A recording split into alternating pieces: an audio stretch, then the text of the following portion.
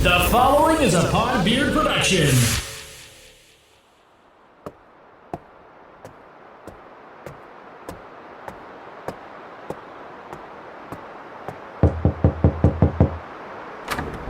My friend, how are you?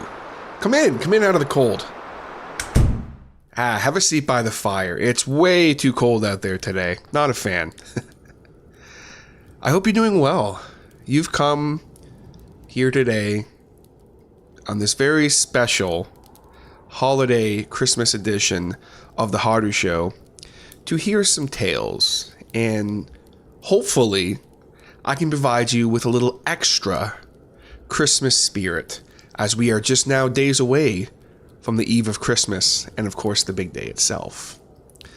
Although I have to be honest with you, I'm not much of a storyteller, and I'm not much of someone who likes to, shall we say, speak on the more positive festivities of Christmas.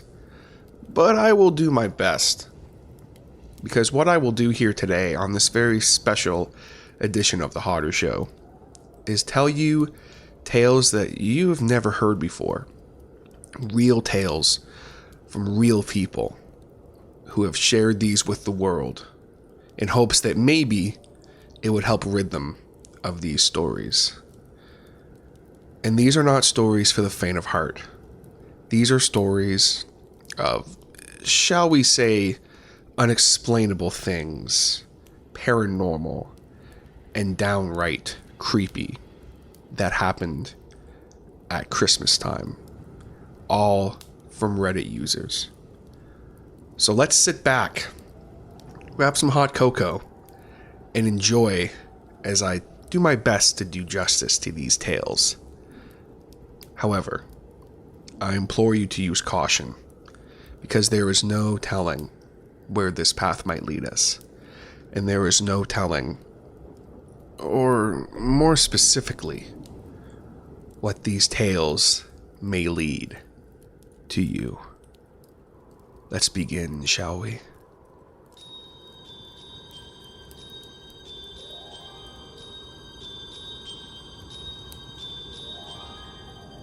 A Christmas Ghost Story by Reddit user Death Hamster.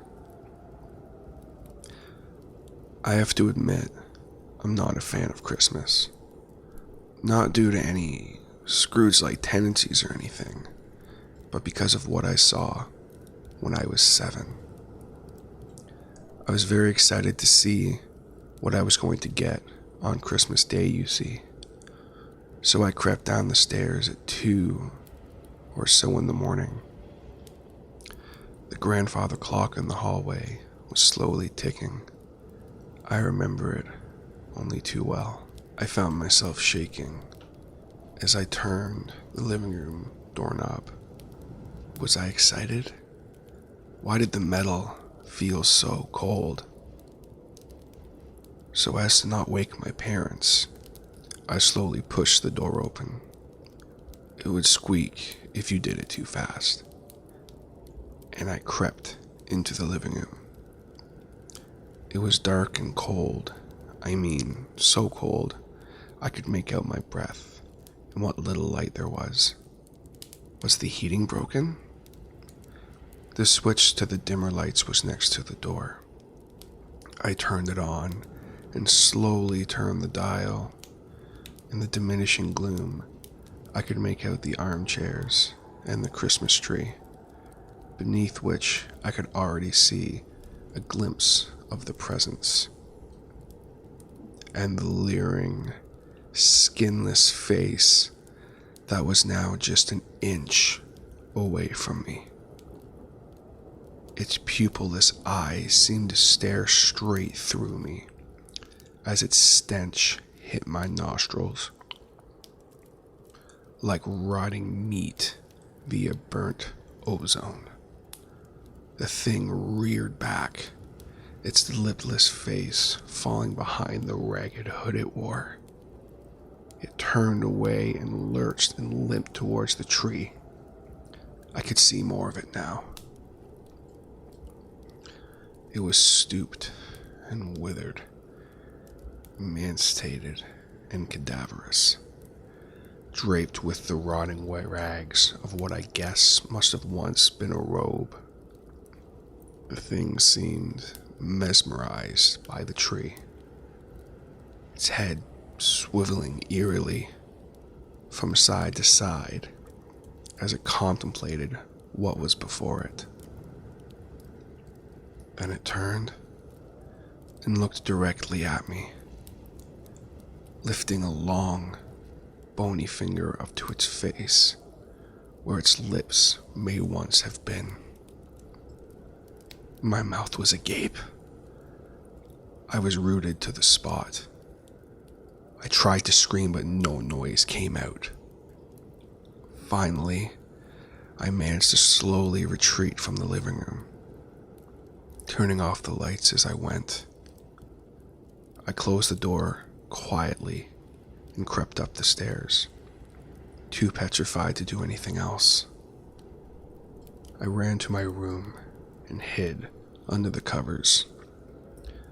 Only then did I manage to finally, silently sob with fear. The next morning, I put on a brave face and pretended to be excited as I unwrapped my presents with everyone else. Mom must have known there was something wrong. She asked if I was okay.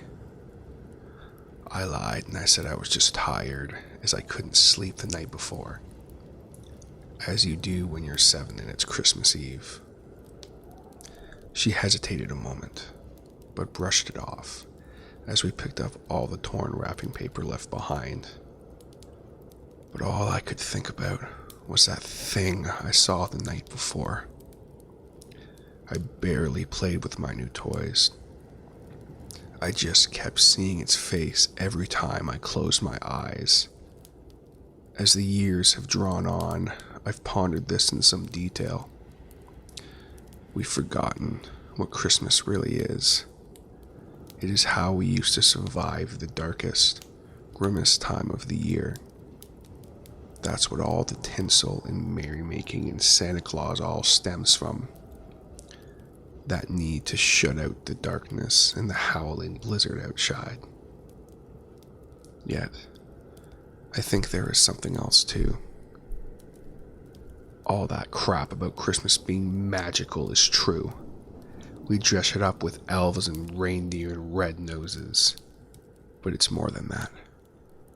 There's a reason why we used to tell ghost stories at Christmas till Halloween took over. It is the one point of the year where the boundaries between this world and others are their thinnest. No wonder they have a festival and a nativity this time of year. Consciously or not, we're warding off the horror that seeps into our world during Yuletide. Maybe all the rituals, tacky though they are these days, appease the things that wait and ward them off for another year. What's a Christmas tree but an old pagan totem decorated in candles? A ward? Or perhaps an appeasement? These days, I just blot it out of my mind and pretend I'm Buddhist or something. But there's one last thing I will never forget. All those years ago, the next night, the scrawled note I found under my pillow. It said just one word. Shh.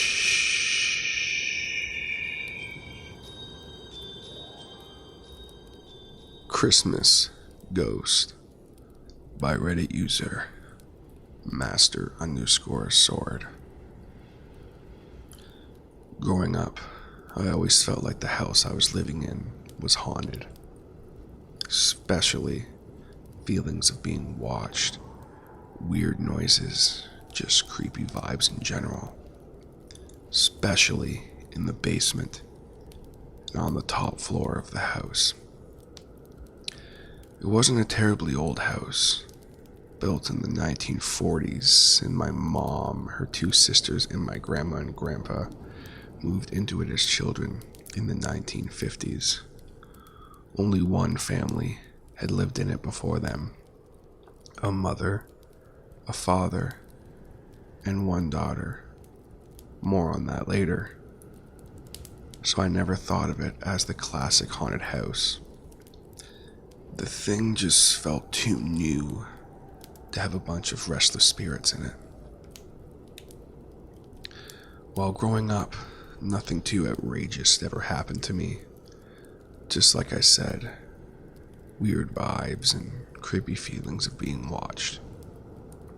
I'm 31 now, and haven't lived in the house since I was 19. This last December, I brought my girlfriend home for Christmas to meet the family. She and I talked about creepy experiences before, and she told me that as a child she had a lot of creepy experiences growing up. Seeing and talking to people she could clearly see that no one else could. Dead people, apparently. This terrified me. But she explained that it hasn't happened for many years, but she feels in tune with others in the world around her. I should also mention, she told me her mother had a lot of these same experiences growing up. Now, when I bring her home for Christmas, I didn't even think twice about any of the things she told me about her experiences growing up, or the background of creepy vibes I got in the house as a kid. So, to the unexplainable part. The top floor of the house is basically just one big room with two beds in it at the opposite side of the room from where the stairs are, if that makes sense. Basically, once you come up the stairs, you have to turn and walk all the way across the room to get to the beds. So we are upstairs laying in bed trying to fall asleep. And I can feel my girlfriend's body relaxing and starting to fall asleep just as I am. Right at that point, what sounds like extremely loud, fast running footsteps go from the top of the stairs across the room to the foot of the bed we are laying in. And it feels like small hands grab my foot. I jerk awake and look around with my eyes instead of sitting up, as I'm a bit terrified, and I don't see anything. This scares the living shit out of me, and I can feel my girlfriend jerk awake as well, but neither of us move or make a sound. We lay in silence for a little while, and I finally muster up the courage to ask her if she's awake. She says yes, and then asks me. I heard and felt that too. I was trying to rationalize what just happened, but still the objective about the situation. Say, what do you mean? She tells me, it sounded like someone ran across the room and then grabbed my foot. I confirm that yes, I did hear and feel that. We both kind of nervously laugh about it and start trying to figure out what could have caused it. Now, I should have mentioned earlier, I have a little brother who is 11 years my junior, who still lives at home. He isn't prone to pranks or scaring people, but I immediately think he has some hand in this, but cannot rationalize a way he could have grabbed my foot and slunk out of the room and down the stairs without being seen or making a sound. I finally tell my girlfriend that I'm going to go downstairs and see if anyone else is up, or if they heard anything. I put on the TV in the room, and she tells me nervously to hurry up. I get downstairs and see my brother, half asleep, eating some late night snacks and watching TV. I ask him if he heard anything, or if he was making noise down here. He kind of looks at me in a sleepy haze and says, "What are you talking about?" "No." He wakes up a bit after looking at me and seeing I'm in a bit of a scared state.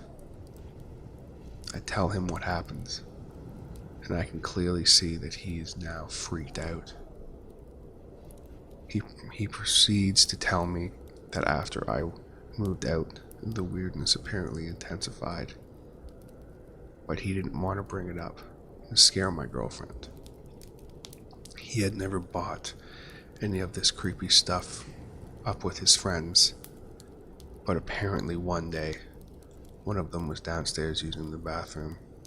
As they were washing their hands, they looked up in the mirror and saw what they described as a little girl standing in the shower. This creeped me out a lot. He then proceeds to tell me that my mom had a party recently where she invited a psychic over to give everyone readings.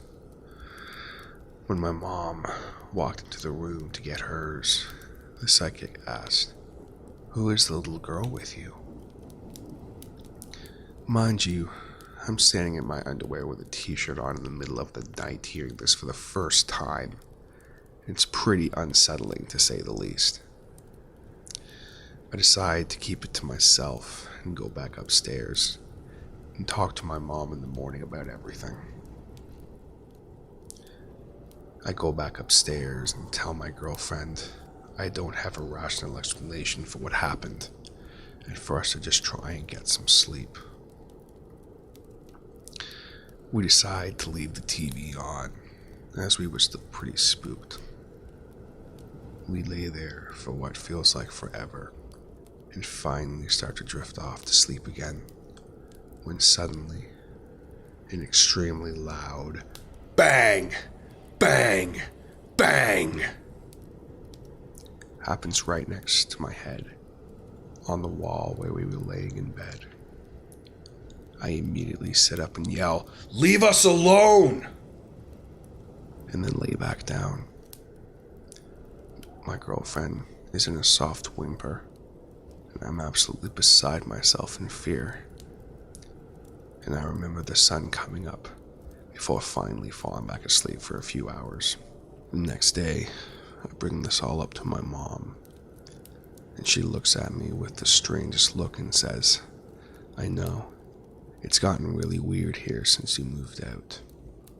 And I think I'm starting to understand why." She tells me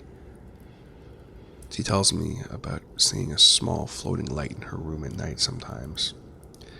The feeling of someone small, like a child, tugging at the bottom of her shirt. And then she drops a huge bomb.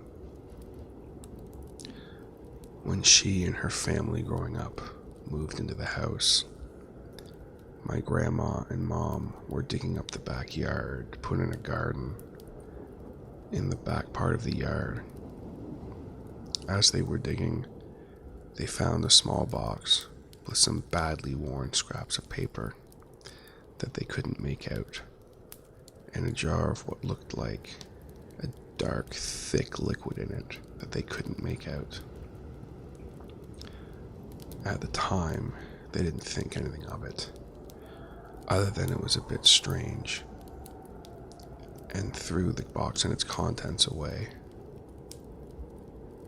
She and my grandmother believed, and this is all purely speculation at this point, that the girl who lived in the house before us got pregnant and got rid of the baby herself for fear of being a single teen mom in the 40s, and buried it in the backyard. So yeah, there you go. Fucking mind blown at this point for me. What caused everything to ramp up, I have no clue. Maybe having my girlfriend in the house who's in tune with this sort of thing. I don't know. Regardless, it was terrifying and completely unexplained. And I am really nervous about going home for the holidays now. I accidentally sent a letter to Santa. Today, I received his response by Reddit user BunnyB03. I've been in and out of therapy for anger management for the past 6 months now. No, I didn't hulk out and get arrested for battery or anything like that. My husband sought out therapy for me due to me snapping all the time. It's my go-to. My mind is always so caught up in trying to right itself. It's a jumbled knot of doubts, insecurities, and fear. Each time I stopped and try to attempt to straighten and separate the knots into rational and irrational pathways, our sudden mountain interrupts me, setting the thoughts back into their nests of dread like a startled turtle. Questions are too much to bear at times. There have always been plenty of instances where he's tried to get my attention and I've snapped at him, only for him to have wanted to show me a picture he drew for me. With all of my heart, I can assure you that I don't want to be this way. My husband Josh and I had an extremely hard time getting pregnant with Martin. It took us 4 years and 2 miscarriages. It sickens me to have given birth to this beautiful, healthy child, only to snap at him all the time. Anyway, that's my deal.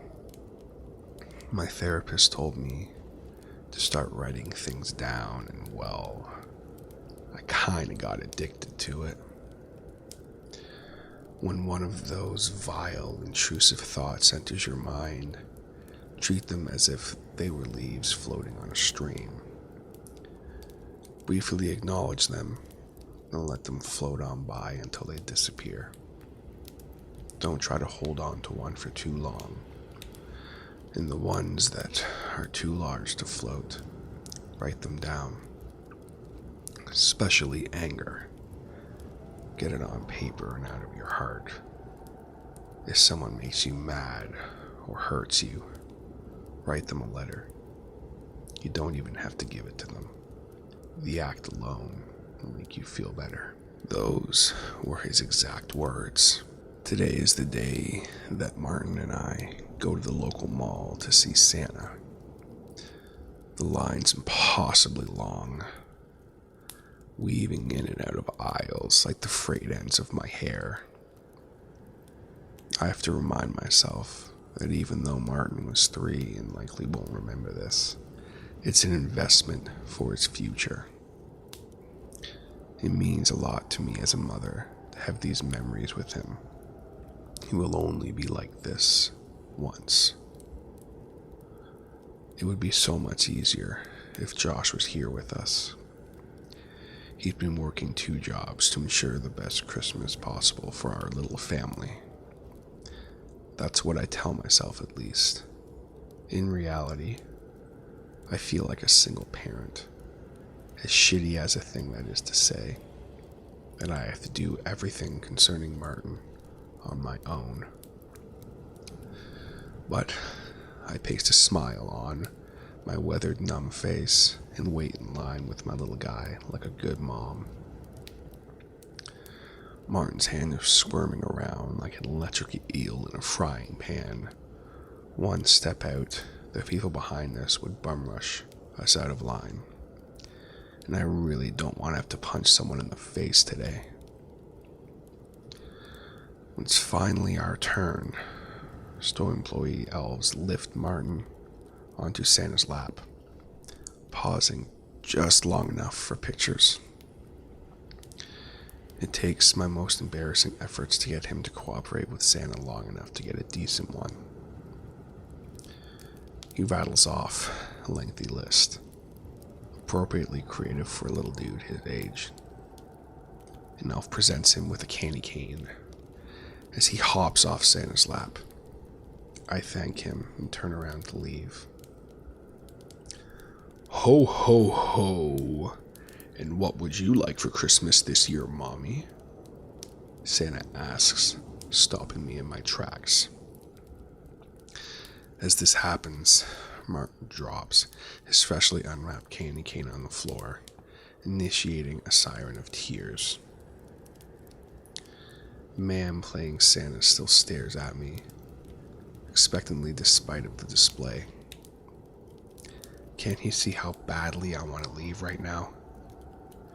There are a lot of people behind this, and I can already hear sighs of annoyance as an unknown voice towards the back of the line drifts up to us. See, Bonnie, naughty children don't get presents from Santa. Don't be like that little boy, okay, honey? Jesus H. Christ, what a douche. I sputter the first thing that came to my mind. I'm good. Thank you, Santa. Have a Merry Christmas. And rush Martin away from the line. There's a little play area in the lobby next to the door with cookies and a make-your-own-ornament station with a sign that says Santa's Workshop painted on large, green, glittering letters. Next to it sits a square mailbox with pencils and paper laid out on a table underneath it. It seems kind of redundant, since the kids literally just got done telling him what their wish lists are. But I guess it's cute to be able to have something to save. Martin waddles over to the mailbox right away and knocks all the pencils off the table. Of course he does. My frustration is boiling, but instead of lashing out at Martin, I engage him in an activity. If he's focused, I can focus. We toddle back over to the table together, and I hand him a pencil as I take one for myself. He repeats the list he just made for Santa as I write it down. Once he's finished, I tell him to take his pencil and draw a picture for Santa, as I decided to write my own note. Dear Santa, this year I just want peace. I want to wake up in the morning in silence, if only for 10 minutes. I want to go sit on the toilet in peace without interruption. I want to sleep in until noon like I did before I had kids. I want to have a life again. Can you do that for me? Didn't think so. Signed, one exhausted mother.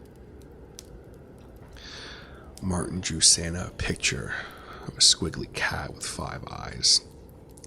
I giggle as I fold a piece of paper to stuff in the envelope.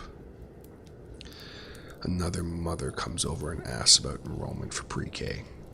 I stifle the urge to tell her to calm her tits and that enrollment isn't until May. But I smile and answer the question. The sooner I'm done with this one final interaction, the sooner I can go home. It will be overwhelmingly soothing to go from a crowd of dozens of people to just Martin and I. It feels suffocating sometimes. It's later in the evening now. Things are settled, and Martin's asleep in his warm bed. I find the pants I was wearing earlier, a folded square of paper. It's retrieved from the pocket and placed on my dresser as I leave the room to throw them in the wash. I hate it when paper gets washed. It breaks into those endless little bits. You'll get them all back from the lint trap if you're lucky enough to have to transfer it to the dryer and not get stuck in the washer drain. Josh gets off his second job soon. I want to take a nap to be fresh for when he comes home. The time after work where we talk about our days is sometimes the only alone time we have together. We both look forward to it all day.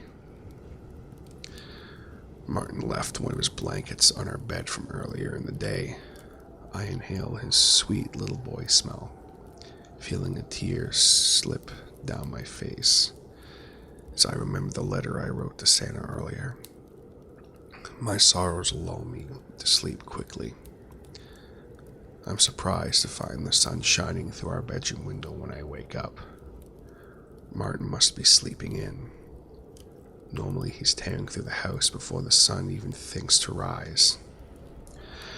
I read the clock on my bedside. 11:17 a.m. I run to Martin's room, only to find the storage room the presents Josh and I put under the tree for him the night before are gone. No discarded toys stab me in the feet as I walk to the tree. What's worse, every single handmade ornament we ever made with Martin is gone. I run sobbing to our bedroom, throwing open the door. The folded note is still on our dresser. My hands shake as I begin to open it. Horror grips my senses as I see it's not the note I wrote, but the run I wrote for Martin. His squiggle cat still danced across the side of the page. Violently, I start to shake my husband awake. "Joshua!" I screech through tears. "Where's the baby? What happened to Martin?" My husband stares vacantly through sleepy eyes. His lips hold a tone of concern as he asks, "Babe, who's Martin?" I only gave the babysitter one rule. If the Christmas lights start twinkling strangely, leave the room. By Reddit user, Polonium Poisoning. The man in front of me was your typical upper-class, middle-class suburban dad, except for disheveled hair and streaks of dirty, dried blood on his forehead. He was being bandaged by 3 nurses, including Joe, the one who called me. Being the only female in the force, I was given the sensitive tasks, aka everything that involved collecting the testimonial of hospitalized people in the middle of the night. Ivan Daniels. Everyone knew his wife had died of a degenerative disease at only 32, around 5 years ago, and was the first person in our town to be cryogenically frozen. Mr. Daniels started a foundation under her name to raise funds to help other victims. The illness is incurable, but the palliative care makes a difference and is incredibly expensive. Their only daughter, Lindsay, is no older than 9 now. His rule struck me as quite odd. "Why was that, Mr. Daniels?" "For her own safety, and my daughter's, of course," he replied anemically. "I know from experience that giving people a set of rules never works. One rule will always be broken, even if there's only one rule." "What's the problem with the lights, Mr. Daniels?" He was distressed, so I had to be very clear to get useful information from him. "Oh right, silly me. I'm sorry, officer, I'm still shaken. That's because I'm convinced our house is haunted." "Haunted? By who or what?" "I don't know, honestly, but I'm sure that's why Alice attacked me. She's such a good girl. Please don't be so harsh on her when you find her." "Alice? Who's Alice and what happened to her?" "That's Alice Weber, my neighbor, miss. She's 17 or 19, I think. The babysitter. She's the one who attacked me." The nurses started cleaning him up softly, and I noticed his face was all scratched, his left arm slightly off, probably dislocated. And there was a large wound close to his collarbone, apparently a stabbing wound. But it was clear that this hit didn't properly connect. A teenager did this to you? I asked as Nurse Joe put his shoulder back in place with a crack. Yes, but please, officer, she was possessed by something evil, I'm sure. She's always so nice to my little girl. Please treat her as you would treat a daughter or a younger sister. Those words didn't appeal to me, as my younger sister stole all my money to escape with her crackhead boyfriend when she was 15.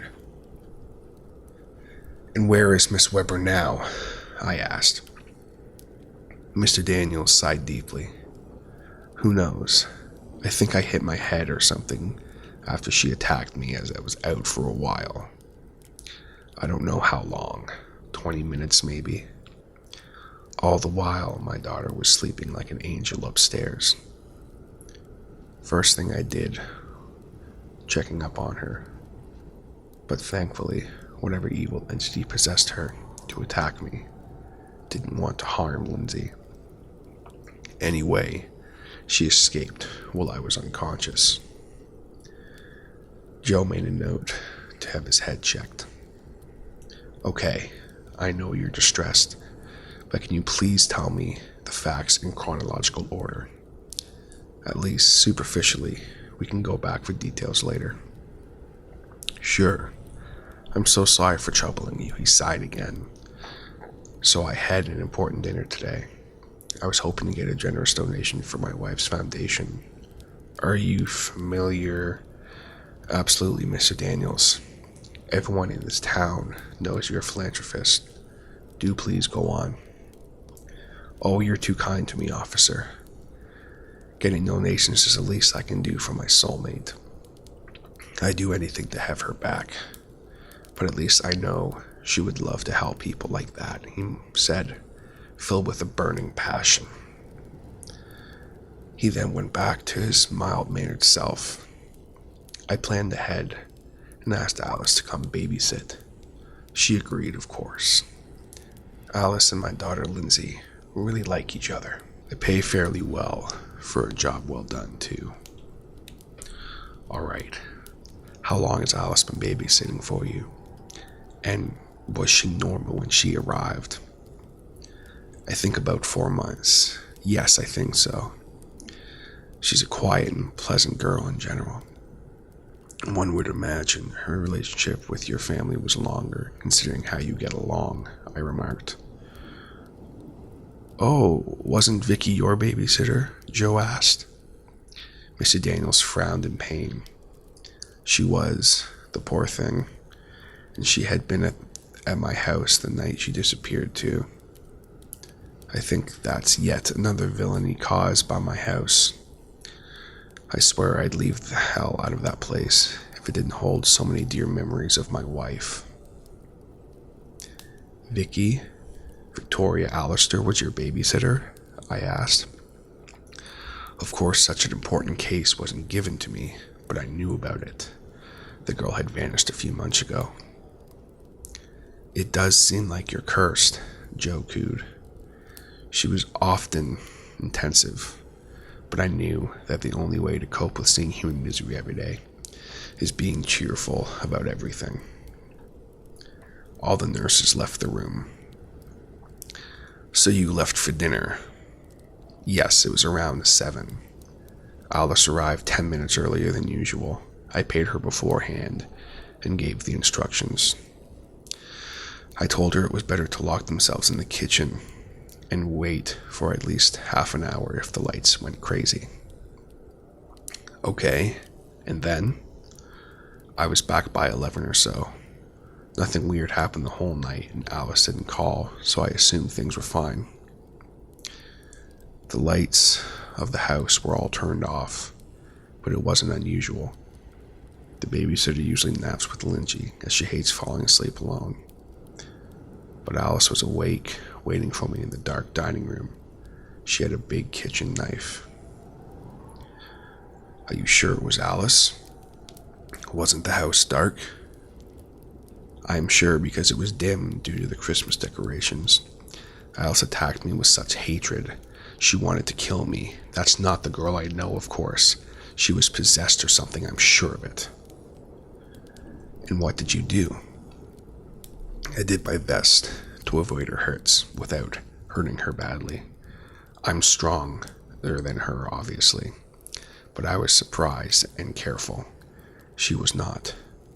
I threw her on a coffee table, but I think she was completely uninjured by the time I left.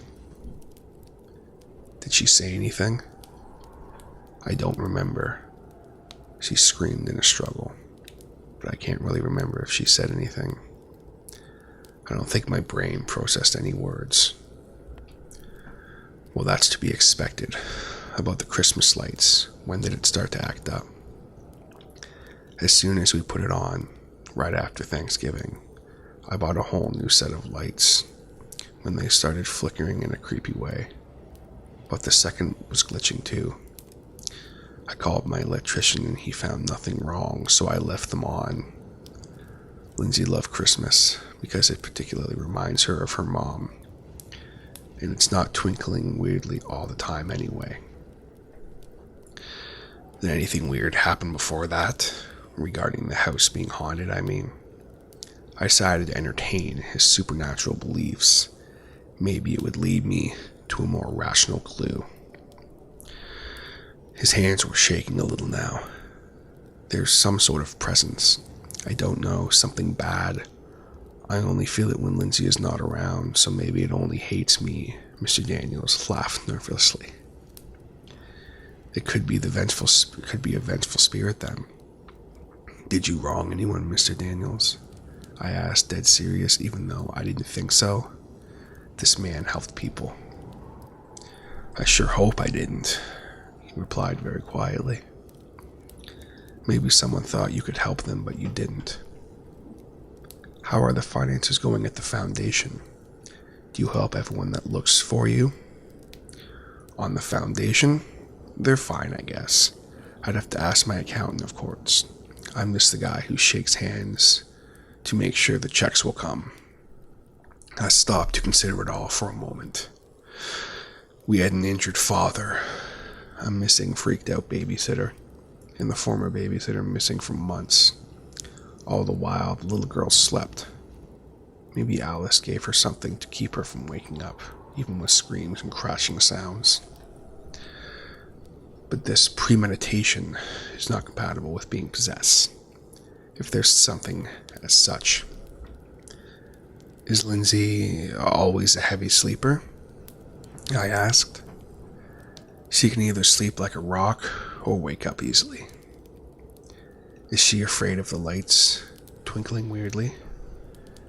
It makes her uncomfortable, but I think I'm more afraid than she is. By the way, where is she now? With my sister-in-law.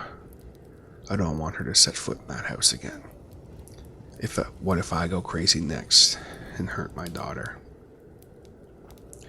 Fair enough, Mr. Daniels. I'm going to ask for your keys. I want to see the Christmas lights for myself. I thought all cops were skeptic. I thought too.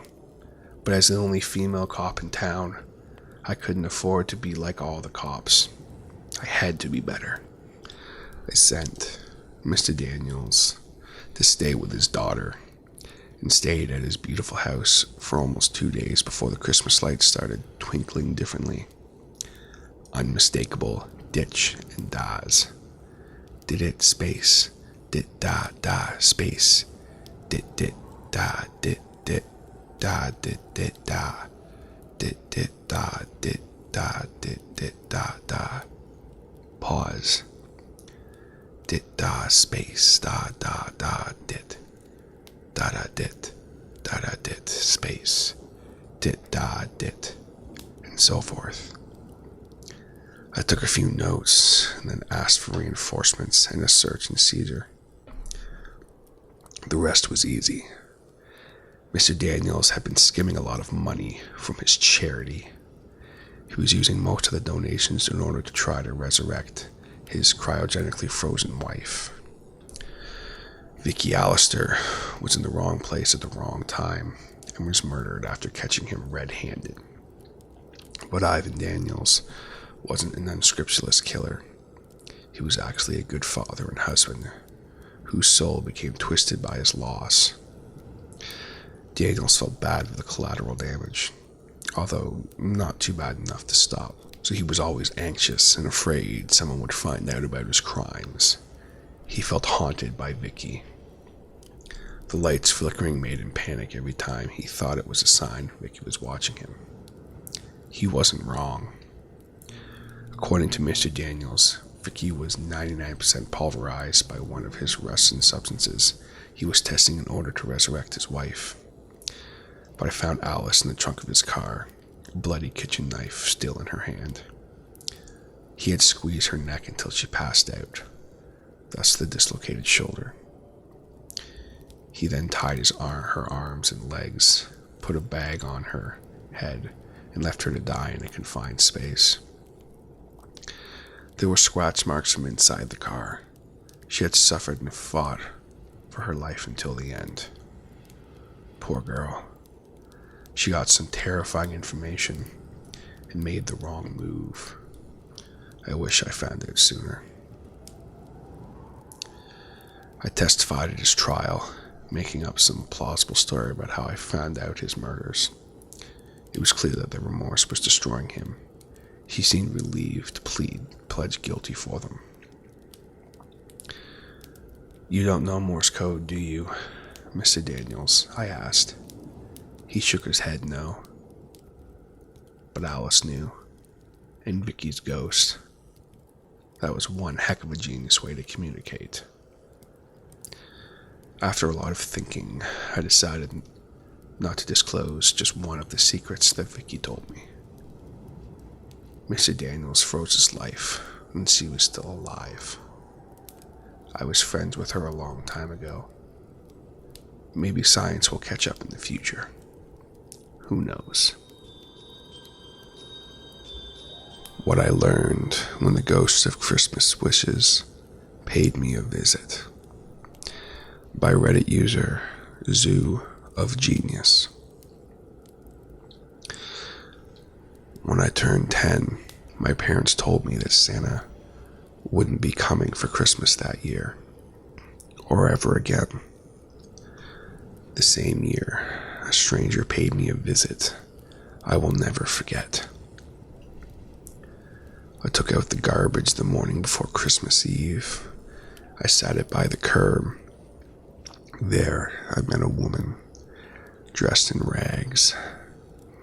She clutched a burlap cloak tightly around her shoulders. Her dress was frayed but covered her feet. She swayed as she spoke. "Hello, little one. I understand that you've learned of St. Nicholas's passing. I'm so sorry." I nodded, the reminder brimming my eyes with tears. I brushed them away with my sleeve. "Well, that's why I am here. I am the ghost of Christmas wishes. I bring children whose parents tell them that Santa doesn't exist one last wish."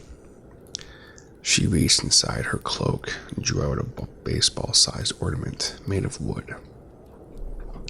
"Here." I hesitated. "Come now," she coaxed. "I don't hurt children." I reluctantly took the object. It was an ornament. Strange shapes were carved on its surface. "Hang this deep in the branches of your Christmas tree tonight. Let no one see you. By morning, your final wish will have come true." She turned to leave, but I hadn't told her my wish. "But you don't know what it is yet," I said. "You know how wishes work," she said. "But don't worry, the wish is always the same." I stood on the sidewalk holding the ornament, watching her leave until she disappeared. I examined the gift more closely. Carvings of X's and F's covered the naughty wood. I squirreled it away in my jacket and went back inside. I waited until my parents weren't watching and hung the ornament deep in the branches of the tree. I closed my eyes and made a wish. When my parents applied enough red wine, they sent me upstairs to bed. I watched the snow until my eyes grew heavy. I closed them and tried to sleep lightly, as children do Christmas Eve. Sometime around 3 a.m., footsteps from the hallway woke me. My heart skipped a beat. My hopes soared. After years of near misses, I wished to see Santa. I tiptoed to the door and peeked out my head. There he was, dressed in an unkempt, red and soiled white suit. He crept slowly towards my parents' room. "Santa," I whispered. He turned his head towards me, and I could see his face. I froze. Where his nose and one of his eyes should have been were empty sockets of decomposing bone. He held a skeleton finger to his near-perfect cherry red lips and wheezed a coarse shh. Then he slipped quietly into my parents' room. Moments later, he returned, his missing eye now glistening anew, his hand a perfectly lily white. His footsteps were barely audible now, as he waved me to follow him downstairs, but I was frozen stiff. "Come now, child. You don't want to upset Santa." I reluctantly obeyed, following as far behind as I could. An astronaut could have heard me breathing from space. "Now you have milk and cookies for me," he rasped. In a panic, I rushed to the kitchen. I thought about bolting through the back door, but again I froze. Standing in the doorframe, an antlered figure dashed my hopes of escape. Soon I realized that in every window an antlered shadow lingered. Cookies and milk. Cookies and milk. I haven't much time," Santa called from the living room. "Chocolate chip are my favorite." I grabbed a bag of cookies and poured a glass of milk. I rushed them to the living room. "All I have are frosted animal crackers," I whimpered. Come, sit." He motioned for me to take the seat next to him by the fireplace. "We'll make do. I have many homes to visit tonight. I must make haste." He carefully chewed one cookie at a time as I looked on, in horror. My eyes never broke from the cavernous recess of bone where his nose should have been. He washed down each bite with a swallow of milk. When the glass and bag were empty, he stood up. "Merry Christmas, child," he said, finally, tapping the hole in his face. He then burst into a fine gray mist. I gasped and rushed to my parents' room. There they lay with their eyes open, fixed to the ceiling. They were gone.